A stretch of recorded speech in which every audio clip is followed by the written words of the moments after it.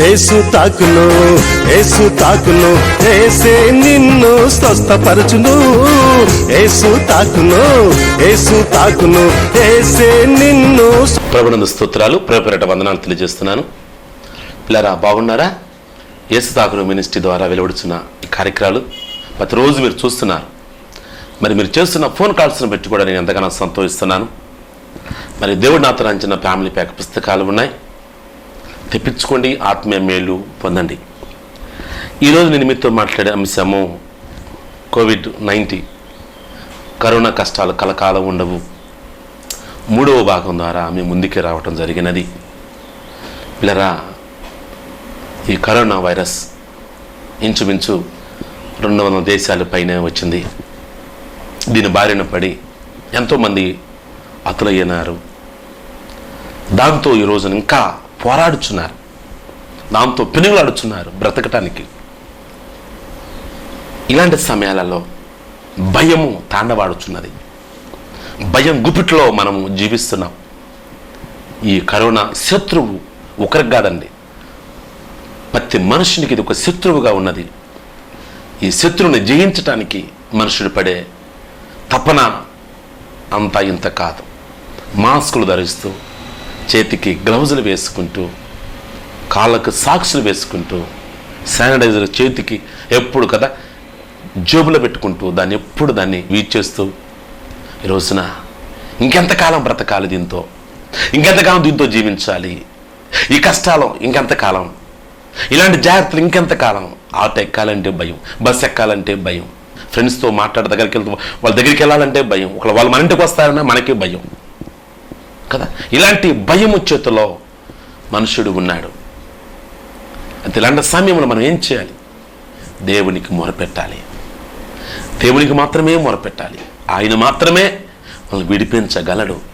Corona కష్టాలు కలకాలము ఉండవు. అప్పులు కలకాలం ఉంటాయా? అప్పులు తట్టుకోలేక ఎంతోమంది మరణించేవారు ఉన్నారు. అయితే అప్పుల్లో తట్టుకొని నిలబడి వాళ్ళే అనేకులకు అప్పిచ్చేవారుగా లేరా? ఉన్నారు. నాకు తెలిసిన ఒక వ్యక్తి ఈ 7th క్లాస్ ఫెయిల్ అయ్యాడని ఆ వ్యక్తి మరణించాలనుకున్నాడు. అలాంటి వ్యక్తి మరణించాలని ప్రయత్నం చేసి చివరికి ఏమని చెప్పండి బ్రతికాడు. తర్వాత అతను ఈ రోజున ఒక జిల్లాకి కలెక్టర్ అయ్యాడు. అది ఇంకా చాలామంది వింటాం. ఎందుకంటే కష్టాలకు భయపడితే, సమస్యలకు భయపడితే మనం మనుషులు ఎలా అవుతాం చెప్పండి? నిలబడాలి. ఆకాశ పక్షులు చూడు, అవి విత్తవు కొయ్యవు, వాటిని పోషించిన దేవుడు మనల్ని పోషించడా చెప్పండి? అందుకే మీ చింత ఏమవుతూ నా మీద అయ్యింది అన్నాడు, నీ భారం నా మీద అయ్యి. ఇలాంటి సమయంలో మనం చేయవలసిందల్లా ఒకటే, దేవుని మీద భారాన్ని వేయాలి. వాక్యం జరగవస్తుంది. కీర్తన గ్రంథం 107 అధ్యాయము 19వ వచనం 20వ వచనము. కష్టకాలమందు వారు యెహోవాకు మొరపెట్టిరి, ఆయన వారి ఆపదల నుండి వారిని విడిపించెను. ఆయన వాక్కు పంపి వారిని బాగు చేసెను. ఆయన వారు పడిన గుంటలో నుండి వారిని విడిపించెను. వాక్కు పంపుతాడు, మొరపెట్టమన్నాడు. ఈ యొక్క కరోనా కష్టాలలో, ఈ కష్టకాలంలో మనం చేయవలసిన ఏమిటంటే మొరపెట్టము, నేను ఇక ఉత్తరం ఇస్తాను. ఆయన స్పందించే దేవుడు. పిల్లారా, ఈ వాక్కు వింటున్న ప్రియ దేవుని బిడ్డలారా, దేవునికి మొరపెడుచున్నారా? ఎందుకంటే ఇప్పుడు ఈ సమస్య ఇది ఒక్కరిది కాదండి, ప్రపంచ దేశాలందరికీ ఉన్నాయి. ఎందుకంటే ఒక్క విషయం గమనించండి, తాళపు బుర్ర తయారు చేసినప్పుడు దాంతో తాళ చెవి కూడా తయారు చేస్తారు. ఒక సమస్య వచ్చినప్పుడు ఆ సమస్యకు పరిష్కారంగా మనకి ఇస్తాడు దేవుడు. ఆయన గాయము చేయను, ఆయన చేతులే ఆ వ్యక్తిని స్వస్థపరచును. ఆయన తుఫాను లేపను, ఆయన తుఫాను అణిచివేయును. మరి ఈ కరోనా కష్టాలలో అధైర్యపడక, రోగాలకు దగ్గర కాక, దేవుని వైపు నిరీక్షణ కలిగి వాటిని జయించండి. కరోనా కష్టాలు కలకాలము ఉండవు. వాక్యం చదవస్తుంది. పరిశుద్ధ గ్రంథంలో మనం చూస్తే, యెషయా గ్రంథంలో మనం చూస్తే 3-4-5 అధ్యాయాలలో ఆడ మనకి ముఖ్యంగా కనపడేది యెషయా గారు, మొర్దెకై, ఆమాను, ఈ ముగ్గురి మీద ఎక్కువ నడుస్తుంది. ఎస్తేరు గారు రాణి, ఎన్నిక లేని ఆమె ఒక రాణి అయినది. అయితే మొర్దెకై అక్కడ ఒక సెక్యూరిటీ గార్డుగా లేకపోతే ఒక కాపలాదారుడిగా ఉన్నాడు. అయితే పిల్లరా,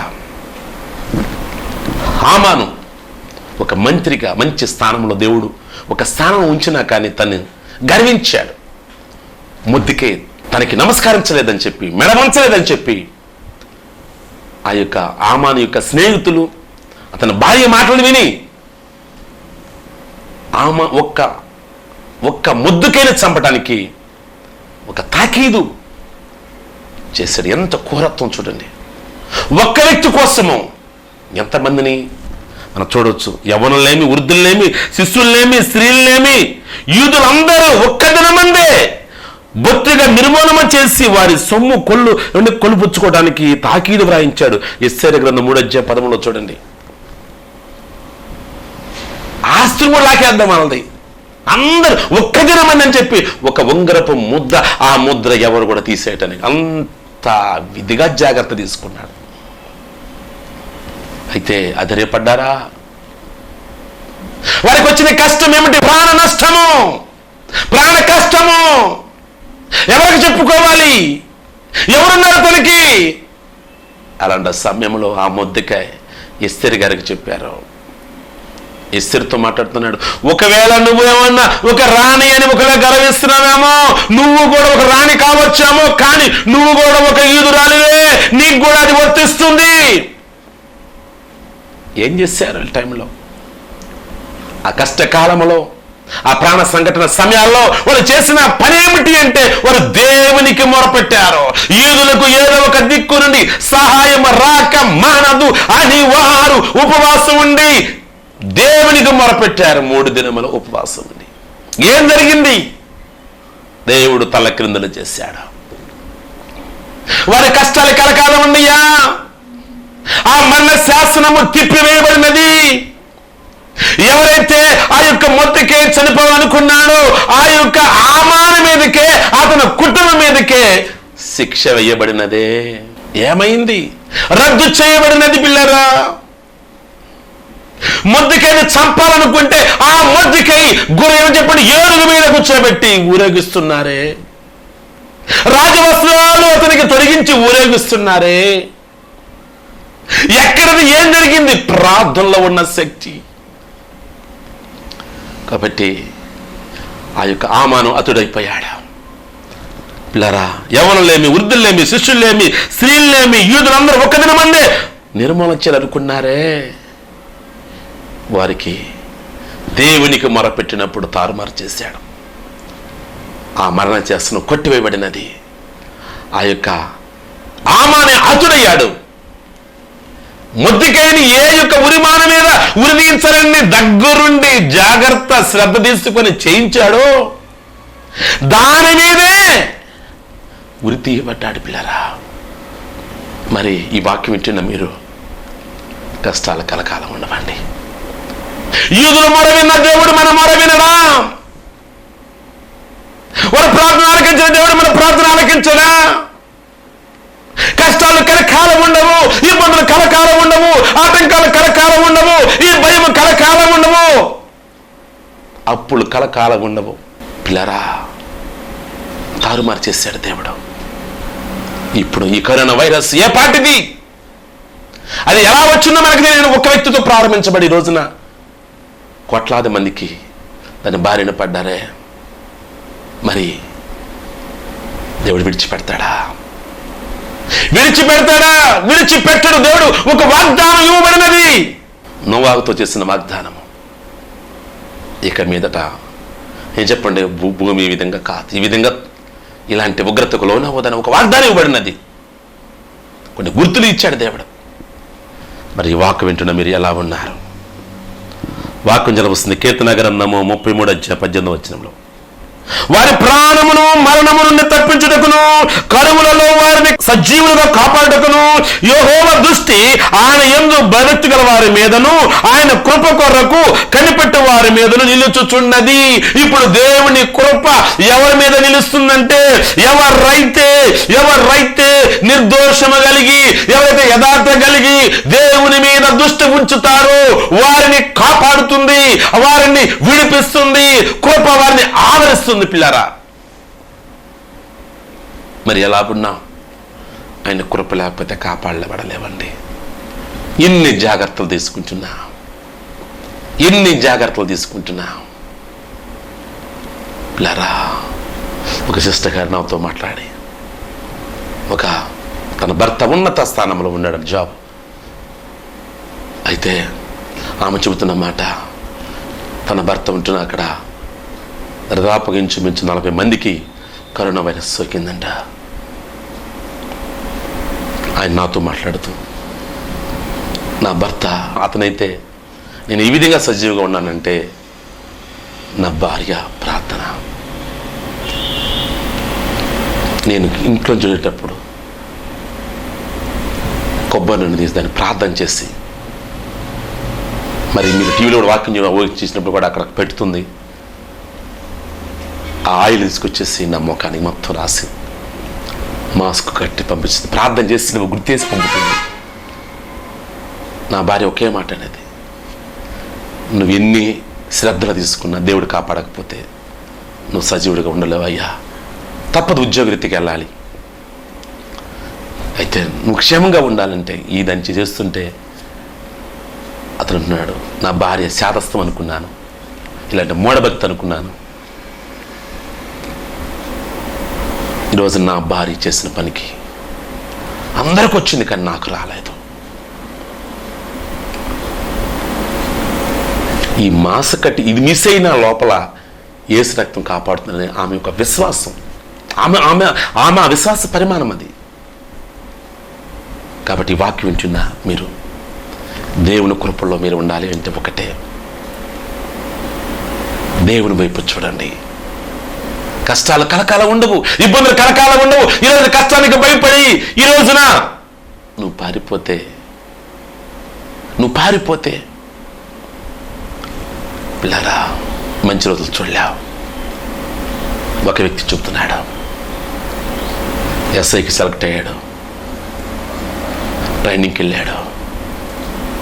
ఆ ట్రైనింగ్లో ఆ చన్నీళ్ళు పోసుకోలేక, ఆ యొక్క నియమాలకి తట్టుకోలేక, ఈ కష్టం నాకెందుకు, నేను బీఈడీ చేశాను, చక్కగా నేనేమన్నా టీచర్ పోస్ట్ సంపాదించుకోవచ్చు, నాకెందుకు ఇది?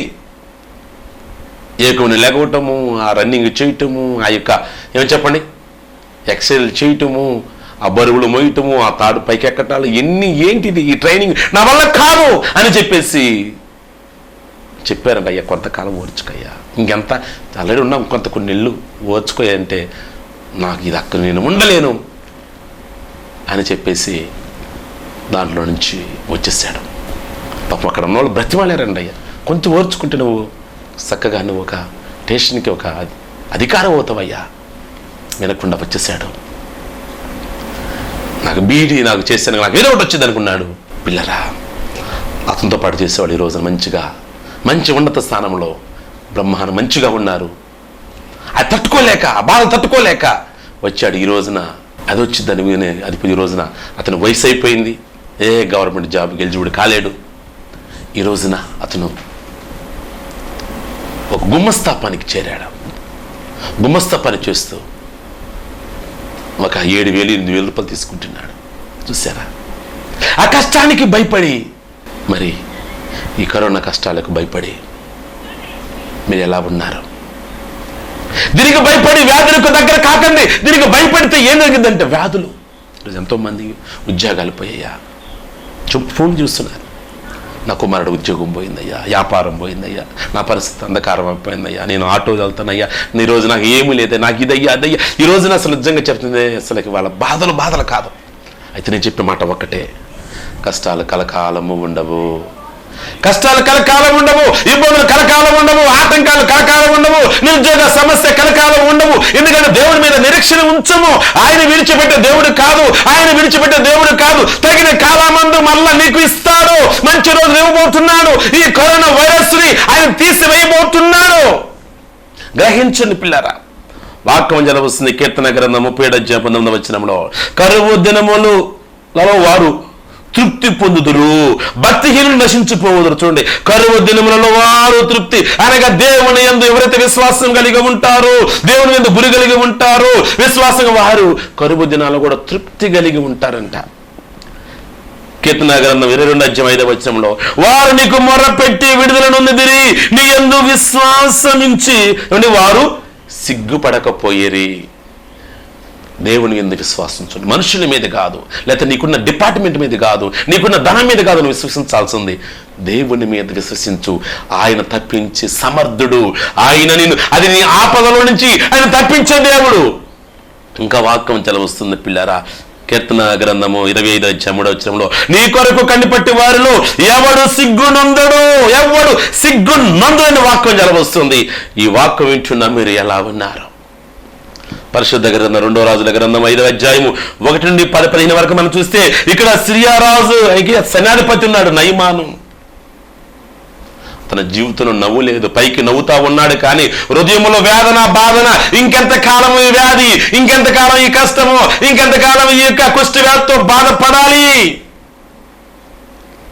సంతోషం లేదు అతనికి. అయితే అతడు చెప్పండి, అతడు ఎలీషా గారి దగ్గరకు వచ్చినప్పుడు, అతను ఎలీషా గారు చెప్పిన ప్రకారంగా 7 మార్లు మునిగినప్పుడు అతని శరీరము పసిపిల్లవాని దేహమైంది, అనగా శుద్ధుడయ్యాడు. అతని వ్యాధి కలకాలం ఉన్నదా? ఇంకా యోహాను సువార్త 5:1-9 వరకు మనం చూస్తే 38 ఏళ్ల నుండి అక్కడే పడి ఉన్నాడు. కదలేని పరిస్థితి, నిలవలేని పరిస్థితి. ఇంకెంతకాలం, ఇంకెంతకాలం, ఇంకెంతకాలం అని అనేకులు సూటిపోటి మాటలు అని ఉంటారు. కానీ అధైర్యపడలేదు, నిరీక్షించాడు. ఎప్పటికైనా సరే ఇక్కడి నుంచి నేను నడుచుకుంటూ వెళ్తాను విశ్వాసముతో ఉన్నాడు పిల్లరా. దేవుని మీద విశ్వాసం కలిగి ఉన్నాడు. ఏం జరిగింది? అతని వ్యాధి కలకాలం ఉందా? దేవుడు ఒకసారి యేసు క్రీస్తు అతని దగ్గరకు వచ్చి నీ పరుపెత్తుకు నడుము అనగానే అతను దిక్కులు లేచి నడిచాడు పిల్లరా. అతను పడుకునే ఆ పరుపుని సంకన పెట్టుకొని నడిచాడే. వ్యాధి కలకాలం ఉన్నదా? మార్కు సువార్త 5:25-34 వరకు మనం చూస్తే చక్కని మాట పిల్లరా. 12 సంవత్సరాల రక్తస్రావంతో బాధపడుచున్నది. ఎన్ని చోట్ల తిరిగింది ఆమె. ఆయుర్వేదం కానీ యునాని, ఇప్పుడు పరిస్థితుల పర చూస్తే ఆయుర్వేదం ఉంది, యునాని ఉంది, సిద్ధ ఉంది, ఓమియం ఉంది, అలోపతి ఉంది, ఆకుప్రంచర్ ఉంది, ఆకుప్రజర్ ఉంది, ఇంకా ఎన్ని శాస్త్రాలు ఉన్నాయి. ఏ శాస్త్రము ఆమెను కాపాడలేకపోయింది. మరి కాపాడింది ఏమిటి? యేసుప్రభు వస్త్రపు చెంగు. యేసుప్రభు వస్త్రపు చెంగులోనే అంత స్వస్థత ఉన్నదా? ఆయన మాటలోనే కాదు, ఆయన వస్త్రపు చెంగులో కూడా స్వస్థత ఉన్నదని నిరూపించబడినది పిల్లరా. మరి ఈ రోజున ఈ వాక్యం వింటున్నా మీరు, ఈ రోజున చాలా మంది చాలా కేర్ తీసుకుంటున్నారండి. ఆరోగ్యపరంగా రకరకాల చిట్కాలు, రకరకాల శాస్త్రాలు, రకరకాల విధానాలుగా దాన్ని జయించచ్చు, ఆ కరోనా వైరస్ జయించాలని రకరకాలు ఎన్ని రకాలు తీసుకున్నా, యునాని అయినా, సిద్ధ అయినా, ఆయుర్వేదం అయినా, హోమియో అయినా, అలోపతి అయినా, ఆకుప్రజర్ అయినా, ఆకుప్రంచర్ అయినా, ఏదైనా సరే కాపాడేది దేవుడే. ఈ శాస్త్రాలందరికీ జ్ఞానం ఇచ్చిన వాడు జీవము కలిగిన దేవుడు. జీవం కలిగిన దేవుడు మనుషుడు స్వస్థపడటం కొరకే ఆల్రెడీ ముందుగానే చెప్పండి, ఆల్రెడీ దేవుడు మూలికలు, రకరకాల ఆకుల్లోనే ఈ రోజున పెన్సిలిన్ కానీ, ఈ రోజున చూడండి ఏ డ్రగ్ అయినా సరే ఎక్కడ చూస్తుంది, మూలికలు లేకపోతే, ఆకులు లేకపోతే, అదేవిధంగా ఈ చెట్టు విధానం లేకపోతే పిల్లరా ఏదైనా సరే కనిపెట్టగలరా? ఎందుకంటే ఈ రోజున ఈ ప్రకృతి, ఈ రోజున మనం ఉంటున్న ఏం చెప్పండి, ఈ యొక్క వృక్షాలు ఇవి లేకపోతే మనుషుడు బ్రతకగలడా? ఇవి లేకపోతే సకాలంలో వర్షాలు కురిస్తే ఇవన్నీ కలిగేసింది ఎవడు? మనుషుడికి మంచిగా ఉండాలని చెప్పి ఈ సమస్త ప్రకృతి మానవుడు కొరకు దేవుడు సృష్టించాడే. అలాంటి దేవుని పక్కన పెట్టి వీటిని నువ్వు చేస్తే, వీటి మీద ఆధారపడితే ఎలా? కాబట్టి పిల్లరా, రోగాలు కలకాలం ఉండవు. రోగాల కలకాలం ఉండవు. కీర్తన గ్రంథం 57:1 నన్ను కరుణింపుము దేవా, నన్ను కరుణింపుము. నేను నీ శరణొచ్చి ఉన్నాను. ఈ ఆపద తొలగిపో వరకు నీ రెక్కల నీడ నేను శరణొచ్చి ఉన్నాను. మరి ఈ కష్టకాలంలో మనకి సురక్షితం దేవుడే. ఆయన అరచేతిలో స్వస్థత ఉన్నది. ఆయన రెక్కల కింద మనకి సురక్షితం ఉన్నది. పిల్లరా, నువ్వు ఎక్కడ పరిగెత్తిన ఎక్కడ ఈ రోజున ఏ రాష్ట్రానికి నువ్వు పరిగెత్తలేవు. ఏ రాష్ట్రానికి ఒకరిని వస్తానన్న రాయని పిలిచే ఎవరు లేరు. ఇప్పుడు రోజు నీ బంధువులు ఉన్నారా? ఈ రోజున చూడండి. ఈ రోజున మీ బంధువులకు ఫోన్ చేయండి, మేము వస్తాం మీ ఇంటికంటే. మీరు రావద్దు. ఎందుకు? మీరు వచ్చినా మనం కలిసినా మీకైనా నష్టం, మనకైనా నష్టం. ఎక్కడో అక్కడ ఉంటమే సురక్షితం అనే రోజులు వచ్చాం. ఇలాంటి పరిస్థితుల్లో నేను చెప్పే మాట ఒకటే, దేవుడే కాపాడేది, దేవుడు మాత్రమే. వాక్యం జల వస్తుంది. కీర్తన గ్రంథం 35:5 వారు ఆయన తట్టు చూడగా వారికి వెలుగు కలిగెను, వారి ముఖములెన్నడూ లజ్జింపకపోవును. ఎన్నడూ కూడా లజ్జింపకపోవును. ఇప్పుడు వరకు మనుషుల వైపు తిరగవేమో ప్రియ దైవజనుడా, ఇప్పుడు వరకు విశ్వాసుల మీద ఆధారపడ్డావేమో. వద్దు, దేవుని మీద ఆధారపడే రోజులు వచ్చినాయి. చూడండి, వారు ఆయన తట్టు చూడగా వారికి వెలుగు కలిగెను. వెలుగు ఎవరి వైపు చూస్తున్నాం? ఏ తట్టు చూస్తే మనకి వెలుగు కలగదు, ఏ తట్టు అయినా మనకి ఏమైనా ఉపయోగం లేదు. ఈ కరోనా కాల సమయాలలో మనం చేయాల్సిందల్లా ఒకటే, దేవుని వైపు చూస్తే మనకు వెలుగు కలుగుతుందంట. ఇద్దరు చిన్న పిల్లలు స్కూల్కి వెళ్ళి వెళుతూ ఉన్న చిన్న పిల్లలు, 10 సంవత్సరాల పిల్లలు ఇద్దరు అన్నాచరులు వెళుతుంటే వారి వెనకాల ఒక పిచ్చి కుక్క తరుముతుంది. ఇక ఇద్దరు పిల్లలు భయముతో పరుగులు తీస్తూ ఒక చెట్టు ఎక్కుతారు. ఇద్దరు కొమ్మలను ఒక చెట్టు ఎక్కుతారు. ఎక్కగానే ఆ పిచ్చి కుక్క ఆ చెట్టు చుట్టూరు తిరుగుతుంది. అన్నయ్య తప్పించుకున్నాం అన్నయ్య, మనం కింద నడితే ఆ పిచ్చి కుక్క మనల్ని కలిసేది, చంపేసేది అని అంటున్నా చిన్న పాప. అవును చెల్లి, నిజంగా ఈ చెట్టు లేకపోతే మనము ఈరోజు మనం కాపాడబడేవాళ్ళం కాదు అనుకుంటూ తలకాయ పైకి ఎత్తగానే చెట్టుపై ఒక త్రాసు పాము బుష కొడుతూ ఉంది. ఏం చేయాలి? అది వీరి వైపు చూస్తూ వీరి వైపు రావటానికి సిద్ధమైంది. కింద దిగటనకమా పిచ్చి కుక్క, పైన చూస్తేనేమో త్రాసు పాము. ఏం చేయాలి? అప్పుడు ఆ చిన్న పాప ఒక మాట అంటుంది, అన్నయ్య, సండే స్కూల్లో మనం వెళ్ళినప్పుడు మన టీచర్ గారు ఒక మాట అన్నారు కదా, దిక్కు లేని వారికి దేవుడే దిక్కు. ఇప్పుడు మన అమ్మ నాన్న లేరు, మన కాపాడటానికి ఎవ్వరూ మనకు లేరు. కాబట్టి మనిద్దరు కళ్ళు మూసుకున్నాం, ఆ దేవుడే మనం కాపాడాలి, ఆ యేసయ్యే మనం కాపాడాలి అని ఇద్దరు కళ్ళు మూసుకొని, అయ్యా అమ్మ నాన్న లేరు ప్రభా, మీరే కాపాడండి అయ్యా, నాకు భయం వేస్తుంది అయ్యా, కింద పిచ్చి కుక్క పైన త్రాసుపామని ఆ చిన్న మాటలు మాట్లాడుతూ ఉండగానే దేవుడు ఆలకిచ్చాడు నా ప్రార్థన. ఎక్కడి నుంచో ఒక గ్రద్ద ఎగురుతూ వచ్చి ఆ త్రాసుపాముని తన యొక్క గోడలతో పట్టుకొని ఇట అనగానే జారి చెట్టు కింద ఉన్న తిరుగుతున్న పిచ్చి కుక్క మీద పడింది. పడగానే ఆ పిచ్చి కుక్క ఏం చేసిందంటే వెంటనే దాన్ని కొరికింది. కొరకగానే ఆ తాసుపాము దాని ముట్టి మీద 2-3 ఘాట్లు వేయంగానే ఒక 2 నిమిషాల తర్వాత చూస్తే కుక్క విషం ఎక్క చనిపోయింది. ఈ పిచ్చెక్కిన కుక్కగా దాని ఇష్టానుసారి కొరకగానే ఆ పాము కూడా చచ్చిపోయింది. ఇద్దరు దిగి క్షేమంగా ఇంటికి వెళ్తారు. బా, ఎంత గొప్ప రక్షణ! ఆయన రక్షించే దేవుడు అండి. ఆయన ఈ రోజున కూరగాయలకు వెళ్ళాలంటే ఎవరి దగ్గర ఉందో, కిరాణా షాపు తెచ్చుకున్నామంటే, లేకపోతే కూల్ డ్రింక్, లేకపోతే అసలు ఈ రోజున భయము, ఇంకంతకాలం కష్టాలు అంటే ఒక్కటే, ఈ కష్టాలు కలకాలం ఉండవు. ఎందుకంటే గతంలో మనం చూసాం, పోలియో వల్ల ఎంతమంది అంగవైకల్యంతో బాధపడ్డారు పిల్లలు. ఈ రోజున ఆ మాట మనం వింటున్నామా? ఆ సమస్యకు ఒకటే కావచ్చింది, ఆ వ్యాధికి ఒకటే కావచ్చింది. ఇంకా తర్వాత కలరా అన్ని తర్వాత చాలా ఇప్పుడు ఇది దేవుడు పెట్టాడు. దీనికి కూడా పరిష్కారం దేవుడే ఇస్తాడు. కష్టాలు కలకాలం ఉండవు. ప్రియ దైవజనులారా, ప్రార్థించండి. ప్రార్థించే బాధ్యత మనకి ఇవ్వబడినది పిల్లరా. ఆధైర్యపడవద్దు. ఎందుకంటే పిల్లరా, సందేహపడే వారిని వాళ్ళు బలపరచాలి. ఈరోజు ఎంతో మంది ఎంకెంతకాలం కష్టాలని చెప్పి ప్రతి హృదయాల్లో వేదనతో నలిగిపోవచ్చున్న బిడ్డలు పైకి బాగానే ఉంటున్నారు, లోపల వేదన.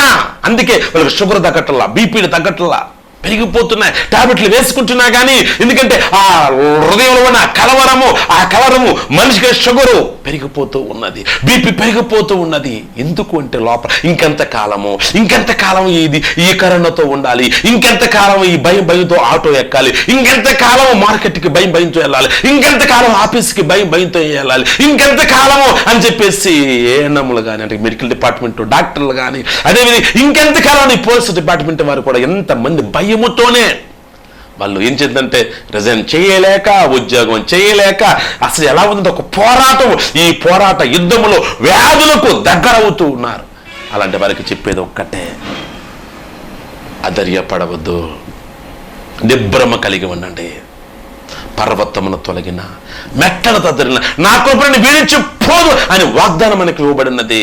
దాన్ని పట్టుకోండి గట్టిగా. కష్టాలు కలకాలం ఉండవు. ఈ కరోనా కష్టాలు మరలా మంచి రోజు చూడబోతున్నాం. మనం కూడా ఇంకా విరిగా చక్క ఆటోలు చేయని 10 మంది ఎక్కే రోజులు రాబోతున్నాయి. బస్సుల్లో ఫ్రీగా తిరగబోతున్నాం. ఫ్రెండ్స్ మీద చేతులేసే రోజులు రాబోతున్నాయి. అందరికీ విశ్వాసం, అందరికీ ప్రతి ఒక్కరికి ప్రార్థన చేసే రోజు, చేయిబెట్టి ప్రార్థన చేసే రోజు రాబోతున్నాయి. ఎందుకంటే పిల్లరా, ఈ కష్టాలు కాలము ఉండవు. నిరీక్షణ కలిగి, విశ్వాసం కలిగి దేవుని మీద ఆధారపడండి. ఈ కోవిడ్-19 ఈ కరోనా కష్టాలు కలకాలం ఉండవు. ఇలాంటి సమయాల్లో మనకు కావాల్సిన ఒకటే, దేవునికి వాక్యం కావాలి. 119వ కీర్తన 50వ వచనంలో నీ వాక్యాన్ని బ్రతికించును, బాధలు నాకు నెమ్మది కలిగించును. కాబట్టి మన పాదములు రాయి తగలకుండా దేవదూతలు ఎత్తుపట్టుకుంటారు. మన పాదములకు వెలుగుగా ఉంటుంది. ఆయన కాపరగా ఉంటాడు మనకి. ఆయన పెట్టుకోండి. కష్టాలు కలకాలం ఉండవు, రోగాలు కలకాలం ఉండవు, సమస్యలు కలకాలం ఉండవు, నిరుద్యోగ సమస్యలు కలకాలం ఉండవు. మీ అందరి కొరకు ప్రార్థించాలని ఆశపడుతున్నాను. జీవం కలిగిన తండ్రి, ఈ టీవీ ముందున్న వారు ప్రతి ఒక్కరి కొరకు ప్రార్థన చేస్తున్నాను. తాకండి అయ్యా, నీ తాకే దేవుడు అన్నారయ్యా. ప్రతి హృదయాలను తాకండి. నోటి నిన్ను నవ్వు కలిగించండి. వ్యాధిని కొట్టివేయండి. నజరేయుడైన యేసు నామములో వ్యాధిని కొట్టివేయబడును గాక. ప్రతి వ్యాధిని మీరు శిలువలో కార్చిన రక్తము, మీరు పొందిన దెబ్బల ద్వారా ఇప్పటివరకు పరిపూర్ణమైన స్వస్థత అందించి కృపణీయమని నజరేయుడైన యేసు క్రీస్తు నామములో అడిగి వేడుకొనుచున్నాము తండ్రి. ఆమేన్. దేవుడు మిమ్మలను దీవించును గాక. దేవుడు మిమ్మల్ని బలపరచును గాక. ఈ కరోనా కష్టాలు కలకాలము ఉండవు. దేవుని ఆశీర్వాదం మీకు వచ్చును గాక. అందరికీ వందనాలు తెలియజేస్తున్నాను. ప్రతిరోజు ప్రసారం అవుతున్న బ్రదర్ జె కిషోర్ బాబు గారి వర్తమానములను యూట్యూబ్ ఛానల్ నందు చూడగలరు. www.youtube.com/కిషోర్ బాబు సబ్స్క్రైబ్ చేయండి మరియు షేర్ చేయండి. బ్రదర్ కిషోర్ బాబు గారి కలం నుండి వెలువడినవి మా అద్భుతమైన అమూల్యమైన పుస్తకములు మరియు సీడీల వివరములు. మానవునికి రోగాలు రావడానికి కారణాలు ఏమిటి, ఎలా విడుదల పొందాలి, సాతాను బలహీనతలు తెలుసుకొనుట ఎలా, వానిని ఎలా జయించాలి, సంసార సాగరములోని అడ్డంకులను ఎదుర్కొనుట ఎలా, ప్రపంచము ఎలా నాశనమగుచున్నది, యవ్వనం సంతోషమా, వృద్ధాప్యం శాపమా, మానవులు ఆత్మహత్య చేసుకొనుటకు కారణాలు ఏమిటి, ఎలా విడుదల పొందాలి, కలలు దర్శనముల యొక్క శక్తి, బంధకముల నుండి విడుదల పొందుట ఎలా, బిజీ ఏం సంపాదిస్తున్నావు, పరలోకానికి ప్రాముఖ్యమైన 5 మెట్లు, సేవకులారా మన గురి ఏమిటి, యేసయ్య రక్తము యొక్క శక్తి తెలుసుకొనుట ఎలా, కన్ఫ్యూజన్, తల్లిదండ్రులారా మీ పిల్లలను బ్రతకనీయుడి, క్షమాపణ లేని పాపములు, నీ భక్తి నీకు ధైర్యం పుట్టింపదా, ప్రార్థన నీ ఆయుధమైతే విజయం నీ బానిసవుతుంది. ఇంకా సీడీలు, నీ చెంత మోకరిల్లి మరియు కన్నీటి ఆరాధన. కాబట్టి ఫ్యామిలీ ప్యాక్ను ప్రతి ఒక్కరూ తెప్పించుకోగలరు. ముఖ్య గమనిక, పరిమితంగా ఉన్నాయి కనుక త్వరపడండి. పూర్తి వివరాలకు బ్రదర్ కిషోర్ బాబు, కాకుమాను మండలం, గుంటూరు జిల్లా, ఆంధ్రప్రదేశ్ 522112. Cell number 984932820866. మరొకసారి 9844 93820